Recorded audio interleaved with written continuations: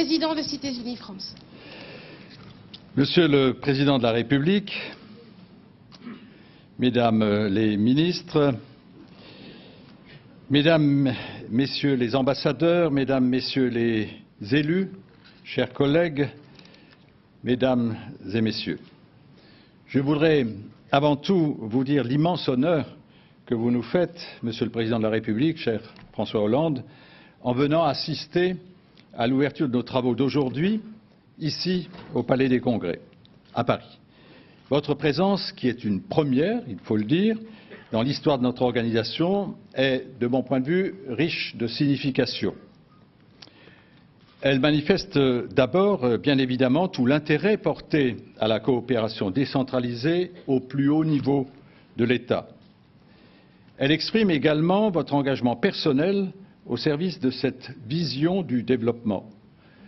Dans un pays où l'action internationale fait partie des missions régaliennes du chef de l'État et du ministre des Affaires étrangères, vous rappelez ainsi que la France dispose d'un système de loi unique qui confie aux collectivités locales une grande autonomie pour mener des actions internationales au travers des coopérations décentralisées. Elle souligne enfin la reconnaissance pour l'action menée par Cités Unies de France et par l'ensemble des collectivités françaises dans le domaine de la coopération internationale. Je dois vous dire, Monsieur le Président, que nous attendions une telle reconnaissance car la France possède le premier réseau de partenariat des collectivités et nous sommes nombreux à penser que l'État peut encore davantage s'appuyer sur ce réseau. Cette particularité française, nous la devons bien évidemment à notre histoire. Né dans l'immédiate après-guerre, ce rapprochement entre les peuples européens au travers de jumelages ou de coopération entre les villes visait à tirer les leçons de l'un des conflits les plus terribles que l'Europe ait connus en favorisant notamment les liens avec les villes allemandes. La construction européenne et parallèlement la décolonisation serviront également de cadre au développement de ces relations privilégiées jusqu'au début des années 80 lorsque la décentralisation leur conférera un cadre législatif. Depuis, l'AFCCRE, l'Association française du Conseil des communes et régions d'Europe, tout comme Cités Unies de France, œuvre pour accompagner, défendre et animer ces actions. Quelles que soient les appartenances politiques des élus, ils mènent leurs projets dans le respect total des politiques étrangères menées par la France et en parfaite intelligence avec les ambassadeurs. Et c'est au quotidien que la DAECT accompagne les élus et les fonctionnaires territoriaux dans leur mission. Je voudrais d'ailleurs saisir cette occasion pour vous remercier, Monsieur le Président, ainsi que le ministre des Affaires étrangères, d'avoir maintenu les budgets accordés à la DAECT qui finance notre convention d'objectifs dans un contexte financier que chacun sait difficile. Et en ces temps difficiles, donc, nous comprenons qu'ainsi vous validez les actions de coopération que nous menons avec plus de 40 pays répartis sur tous les continents. Mais, Monsieur le Président, il ne s'agit pas de ronronner dans l'autosatisfaction de la coopération décentralisée. Il s'agit aujourd'hui de prendre la mesure des changements qui sont en cours. Dans une période où prévalaient encore les concepts de tiers-monde et de sous-développement, en pleine décolonisation, notre activité était davantage orientée, et c'était bien normal, vers les actions de solidarité, notamment avec les pays du Sud. Aujourd'hui, à la faveur de l'arrivée d'une nouvelle génération d'élus, familiers de la mondialisation et des nouvelles techniques de communication, la coopération prend une autre direction. Échange de savoir-faire, transfert de compétences et, je le disais tout à l'heure, apprentissage de la culture de l'autre ouvre de formidables perspectives en matière d'économie, de mobilité des jeunes ou encore de brassage social ou générationnel. Cette nouvelle forme de coopération prend en effet en compte les communautés étrangères présentes sur nos territoires ici en France. Quelle meilleure reconnaissance à l'égard de la communauté iranienne, haïtienne ou turque que d'organiser une semaine culturelle en partenariat avec nos villes jumelées ou avec lesquelles il existe un accord de coopération. C'est donc un formidable levier d'intégration et à Strasbourg, par exemple, qui développe de très nombreuses actions dans ce cadre, ce sont les artisans de Fès, avec qui Strasbourg entretient des relations de coopération depuis 16 ans, qui ont réalisé les éliges et les stucs pour les décors de la grande mosquée de Strasbourg.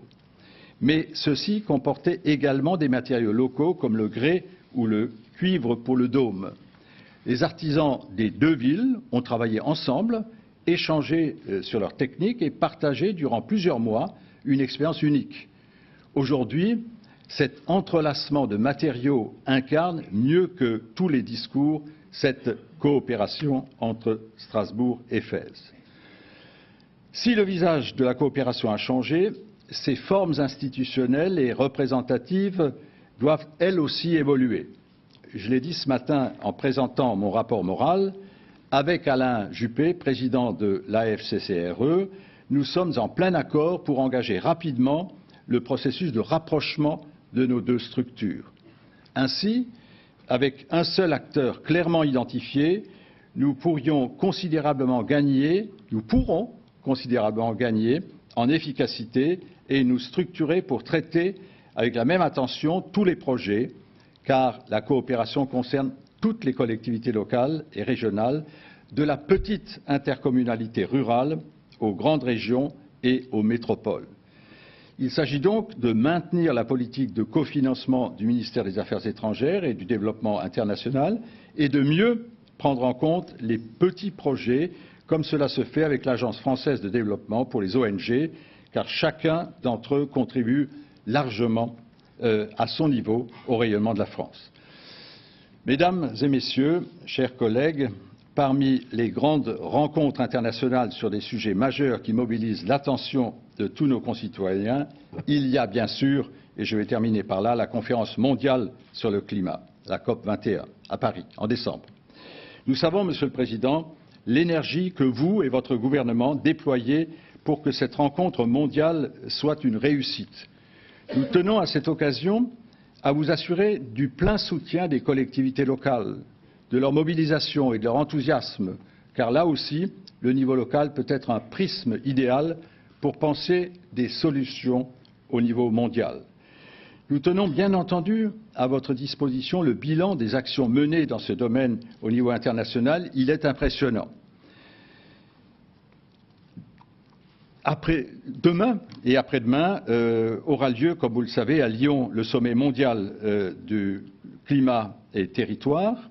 Et la région Nord-Pas-de-Calais, de son côté, prévoit une rencontre de haut niveau le 3 décembre, dans le cadre justement de cette COP 21, à Los-en-Gohelle, à proximité des terrils, sur la thématique de l'économie décarbonée. Voilà, il y aura un train spécial qui ira jusque dans le Nord et je remercie les responsables de la région Nord-Pas-de-Calais d'avoir pris cette initiative. Je cite celle-là parce qu'elle me paraît particulièrement symbolique.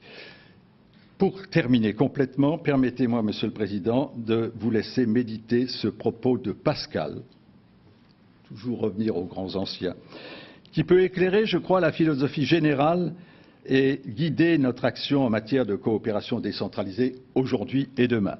Voilà ce que dit Pascal.